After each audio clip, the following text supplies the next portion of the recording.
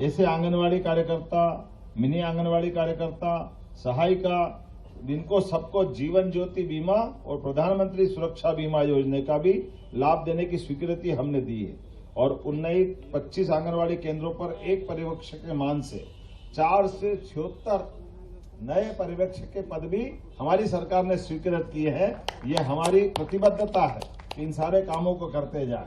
और आंगनवाड़ी कार्यकर्ता, सहायिकाओं के 19,504 नए पदों की पहली बार डिजिटल और पारदर्शी प्रक्रिया से भर्ती करने जा रहे हैं। जोरदार अभिनंदन करें हमारी इस भावना के लिए। लगभग 20,000 ही हो गए। ये नई भर्ती हम आपके बीच में करने वाले हैं। इसका लाभ हमारे अपने सारे लोगों को मिलेगा। राज्य शासन ने 1 जनवरी 2005 को या उसके बाद नियुक्त कर्मचारियों के लिए एकीकृत पेंशन योजना लागू करने के लिए समिति गठन करने का निर्णय किया है। इस आधार पर हमारी ये जो पेंशन के जो विसंगतियां हैं, ये एकीकृत आपके अपने भाव से इसको लेकर के कंप्लीट करेंगे। नगरीय निकाय, आवास विभाग, नगरीय निकाय के पेंशनरों, पता नहीं कितने प्रकार की कौन कौन सी दुनिया है। आप में तो थोड़ा समझता कम हूं। अब ये रमेश जी बैठे हैं और माननीय गुजर साहब बैठे हैं।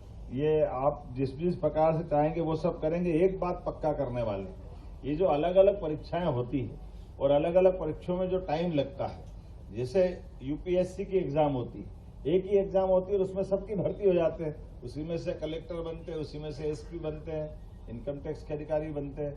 हमने भी निर्णय किया एक ही एग्जाम कराएंगे और सारी भर्तियां करने का सारा एक क्रम खोल देंगे, कोई तकलीफ नहीं। क्योंकि ये और इसी के साथ साथ पुलिस भर्ती बोर्ड भी हम बनाने जा रहे हैं। पुलिस की भर्ती भी वो फटाफट कर ले, क्योंकि कई सारे कारण से ऐसे अलग अलग 20,000 पद अब हमारे पुलिस के विभागों के लिए बाकी है।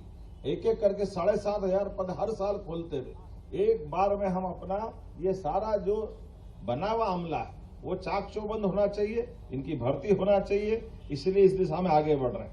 और बहुत सारी बातें तो मैं बोलूंगा नहीं, लेकिन ये मान के चलो, दिवाली मिलने के अवसर पर आज आपने पूरे प्रदेश से आकर के जो आनंद दिया है, मैं वास्तव में आप सबका वंदन करता हूं, अभिनंदन करता हूं, आपको बधाई देता हूं।